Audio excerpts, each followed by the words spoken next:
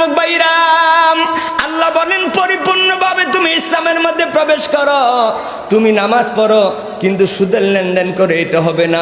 নামাজ পড়ো, তোমার মেয়ে পর্দা মতনে চলে না, এটা হবে না।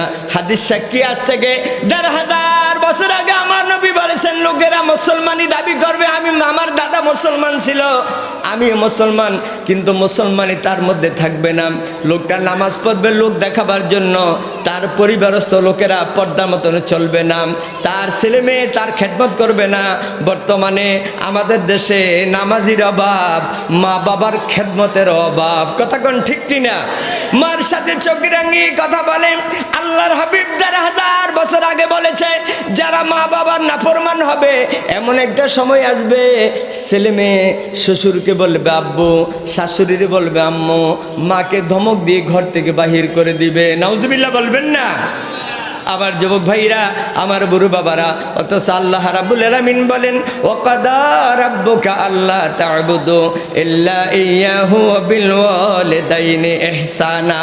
এ দুনিয়ার বান্দা বান্দি, আমি আল্লাহর গোলামির পরে তোমরা তোমাদের মা বাবার সাথে মধুর ব্যবহার করো। এই কথা আল্লাহর, এই কথা কার? আমার নবী ডেকে বলে ১৫০০ বছর আগে নবীজি বলছেন, ছেলে মেয়েগুলি মা বাবার নাফরমানি করবে, মা বাবার খেদমত করবে না, পর্দার বাহিরে চলে যাবে। এরপরেও যখন লোকেরা আল্লাহকে ভুলে যাবে, ইসলামকে ভুলে যাবে, তখন আমার নবীজি বলেছেন, তখন আমার ওই উম্মতদেরকে ভূমিকম্প দিয়ে আল্লাহ সতর্ক করে দিবে। আজকা কি বার গেছে? আজকা গত শুক্রবারে একটা সিগন্যাল হয়েছে নিও, কতক্ষণ টাকা সিগন্যাল হয়েছে নি গত শুক্রবারে। কোন মানুষ যদি গইয়ার বাঙ্গা দোকানে, রাস্তার পাশে দোকানে ঘন্টার পর ঘন্টা যদি টিভির গান শোনে, এখন তো টিভি উঠে গেছে আমাদের কাছে, আমাদের প্রত্যেকের হাতে হাতে এখন টাচ মোবাইল। কথা কোন ঠিক কিনা? রাত্র ১১টা ১২টায় যদি রাস্তার পাশে দাঁড়িয়ে দাঁড়িয়ে কোনো ছেলে গান শোনে, আর এই গান শুনিয়ে বাড়ি আসতে অথবা যাইতে যদি লোকটা মারা যায়, শহীদি দরজা পাওয়া দূরের কথা বাবা, আল্লাহর দেওয়া চোখ দিয়ে খারাপ জিনিসে যদি বাড়িতে আসতে বা যাইতে যদি লোকটা মারা যায়, তার আমলনামা থেকে একটা গুনাহ কেটে যাবে, এমন ডকুমেন্টস নাই। আজকের গইয়ার বাঙ্গার তাফসির মাহফিলের এমন দাম, আল্লাহু আকবার কোন। এই মাহফিলে আসতে অথবা যাইতে যারা মারা যাবে, আল্লাহর হাবিব বলেন আমার সেই উম্মত শহীদি দরজা নিয়ে আল্লাহর জান্নাতে যাবে। কন্যা সুবহানাল্লাহ। আমার ভাইরা, সহিহ বুখারীতে আসছে, কোন মানুষ যদি কোরআন শোনার জন্য, আপনারা কি এখানে বক্তা দেখার জন্য মাহফিলে আসছেন? বক্তার গলার আওয়াজ কেমন, বক্তাটা কি চেহারা কিরকম, বডি কিরকম, এই সমস্ত দেখার জন্য, বডি দেখার জন্য মাহফিলে আসছেন না। আপনারা ওই উদ্দেশ্যে নিয়ে মাহফিলে এসেছেন, মোস্তাক ফয়েজী হুজুরের কাছ থেকে কোরআন শুনবো, হাদিস শুনবো, ওই অনুযায়ী আমরা আমল করব। উদ্দেশ্য তো এটা, সবাই কি বলেন? সকলের উদ্দেশ্য এটা না? আল্লাহ রাব্বি নবী বলেন, আমার কোন উম্মত যদি এই উদ্দেশ্যে তার ঘর থেকে বাহির হয়ে যায়, ইস্তাগফির লাহু মান ফিস সামাওয়াতি ওয়াল আরদ। আল্লাহর কোন বান্দার নাম হলো আব্দুর রহিম, আব্দুল করিম, অনেকের অনেক নাম, সকলের নাম আমি জানি না। আল্লাহ আমাদের নাম জানে কিনা? কথা কোন জানে কিনা? আল্লাহর ডায়েরিতে আমাদের নাম লেখা আছে কিনা? কোন মানুষ যদি কঠিন গুনার বোঝা মাথায় নিয়ে তাফসীরুল কোরআনের মাহফিলের মেহমান হয়ে বাড়ি থেকে বাহির হয়, আল্লাহ নবী বলেন, ইস্তাগফিরু লাহু মান ফিস সামাওয়াতি ওয়াল আরদ। আসমান জমিনের আল্লাহর যত সৃষ্টি আছে, বান্দাটা এত গরিব, ভ্যানগাড়ি চালক, বিল্ডিং ঘর তার নাই, তালপাতার ছানি দিয়ে ওই ঘরের নিচে লোকটা ঘুমায়, লোকটা সোয়া মাইলে বসি পার করে, লোকটা রিক্সা চালক এত গরিব, ওই লোকটা কোটি কোটি গুণে নিয়ে মাহফিলে রওনা হলো। আল্লাহ নবী বলেন, আসমান জমিনের আল্লাহর যত সৃষ্টি আছে, ওই সৃষ্টিগুলো আল্লাহর ওই বান্দার জন্য আল্লাহর কাছে মাগফিরাত কামনা করে। জোরে বলুন না সুবহানাল্লাহ। আমাদের আমলনামায় গুনাহ আছে তো? কার কার আমলনামার মধ্যে গুনাহ নাই? একটু হাত তোলেন চাই। আমাদের সকলের আমলনামায় গুনাহ আছে, আছে তো?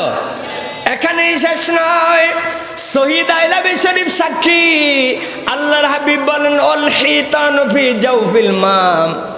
ও গইয়ার বাঙ্গা এলাকার যুবক ভাইরা, আমার বুড়ো বাবারা, যারা বাহিরের গ্রাম থেকে আসছেন, অনেকেই ৫-১০ মাইল দূর থেকে মাহফিলে আসছেন, আজকে আপনাদের কপাল খুলে গেছে।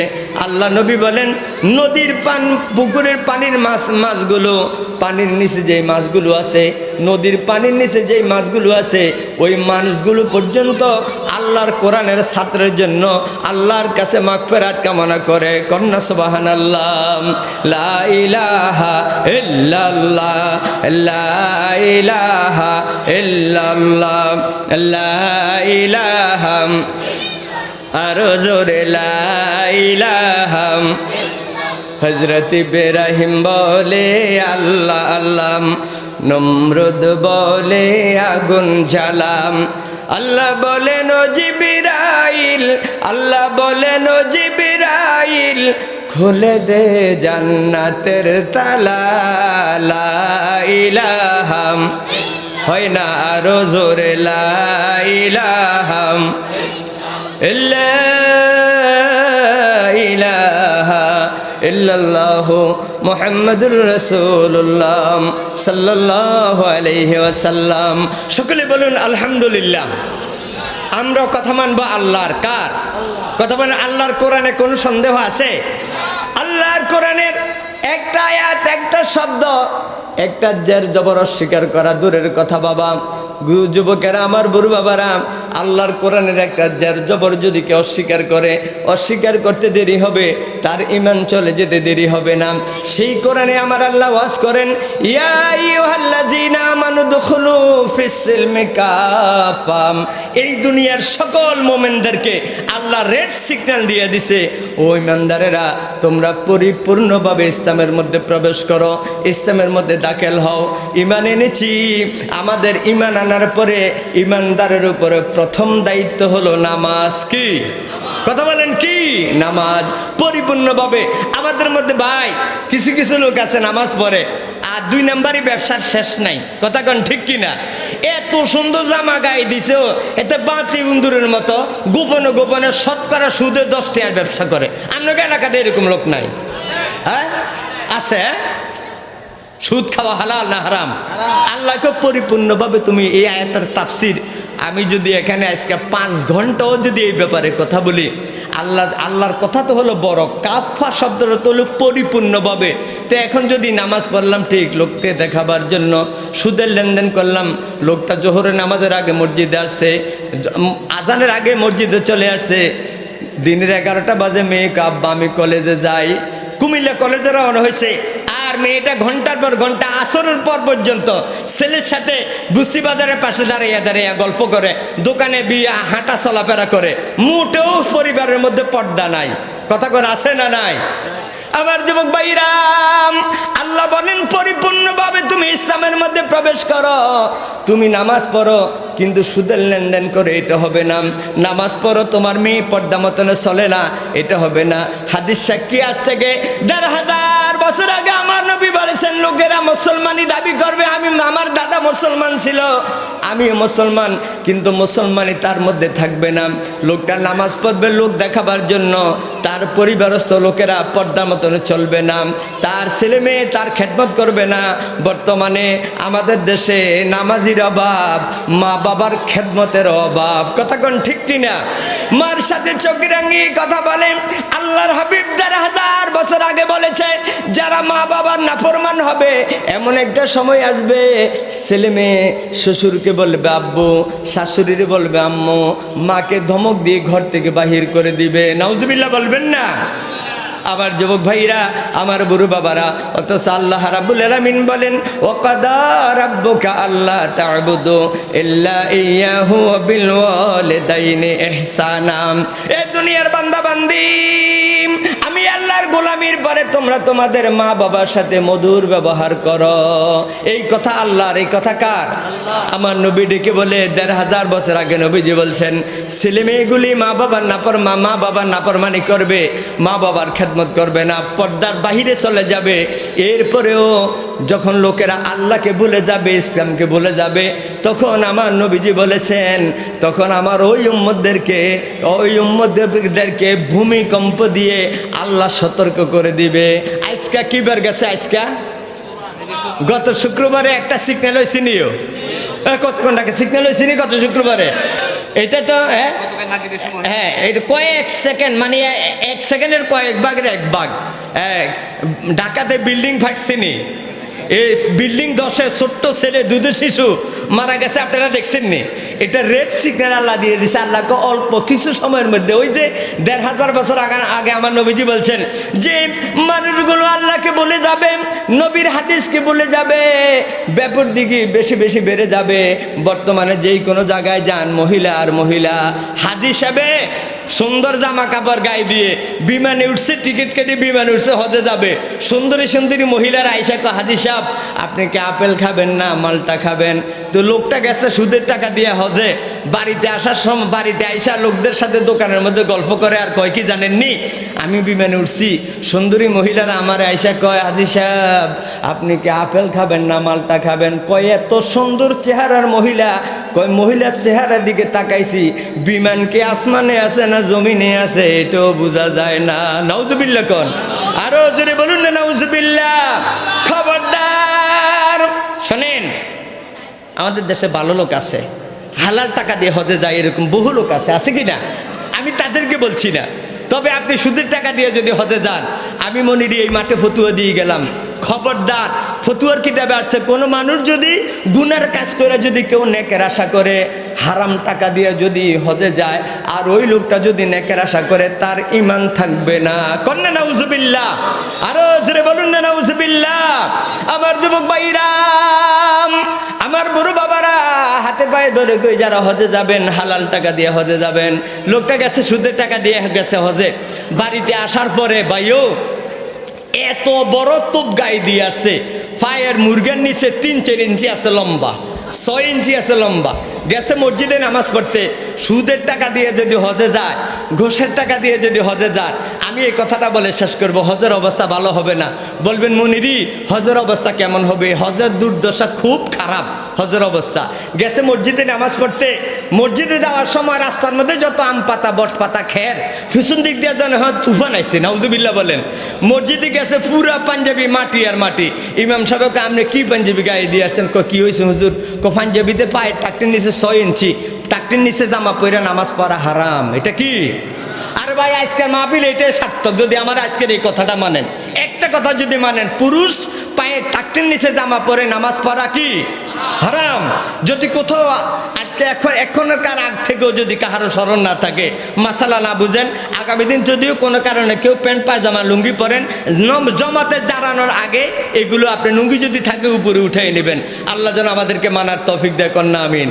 ইমাম সাহেব গাজী সাহেব বড় পাঞ্জাবি গায়ে দিয়েছেন, আপনার তো পাঞ্জাবি টাকনি নিচে জামা পরে নামাজ পড়া হারাম। আর কয় হুজুর কি করবে এখন? কয় আপনি তো জমাতে নামাজ পড়েন সবসময়, বাড়িতে গিয়ে আপনার পুত্রবধূ আছে, মেয়ে আছে, তাদেরকে গিয়ে বলবেন পাঞ্জাবিরা যেন 1 বিঘত উপরে কাটে, আরও 1 বিঘত উপরে উঠে শিলায়, আপনি নামাজ পড়বেন, কোনো সমস্যা হবে না। হাজি সাহেব হুজুর ভালো কথা বলছেন, আবার সাবন্ধ ভালো কথা বলছেন। বাড়িতে গিয়ে বড় পুত্রবধূ কয়, ও বড় পুত্রবধূ তুমি কি করো? আব্বা আমি রান্না করি। কয় কেন ডাক দিয়েছেন? হজ থেকে আসছে তো, সে বউ তো মোটামুটি খেদমত করবে, কথা কোন ঠিক কিনা? কয় কি জন্য আমাকে ডাকছেন? আমার পাঞ্জাবি এনে অনেক বড় 1 বিঘত কারো, আরো 1 বিঘত উপরে উঠাইয়া শিলাইয়া রাখো। হাজি সাহেবের বড় পুত্রবধূ আব্বা আপনি খাটের উপরে পাঞ্জাবি রাখেন। এই ছেলেরা, এই আহা, আগেকার জামানার মহিলাটি ছিল ভালো। আপনারা যারা মুরব্বী আছেন আলেমদেরকে দেখতে সম্মান করতেন, কথা কোন ঠিক কিনা? আলেমদেরকে দেখতে চা খাওয়াইতেন। আগেকার জামানার মহিলারা সন্তান পেটে আসছে, সুন্দরবনের মধু খেত, কোরআন তেলাওয়াত করতো, এই জন্য সন্তানগুলো হয়েছে নামাজি, কথা কোন ঠিক কিনা? এখন বর্তমানে মহিলাদের পেটে সন্তান আসলে তেঁতুর সুয়া খায়, কথা কোন ঠিক কিনা? 24 ঘন্টা মোবাইলের গান শোনে, এই জন্য সন্তানগুলো দুনিয়াতে আসলে সুয়া সুয়া কথা কয়, কথা কোন ঠিক কিনা? এই তোমাদের মা ভালো, আল্লাহ যেন তাদেরকে কবুল করে, কন্যা আমিন। হুজুর কয়েক মিনিটের মধ্যে আসবে, আমি এই কথাটা বলে শেষ করব। বড় পুত্রবধূকে আব্বা খাটের উপরে পাঞ্জাবি রাখেন, আমি রান্নার কাজ কইরা এসার আগে আগে আপনার পাঞ্জাবি সিলাবো।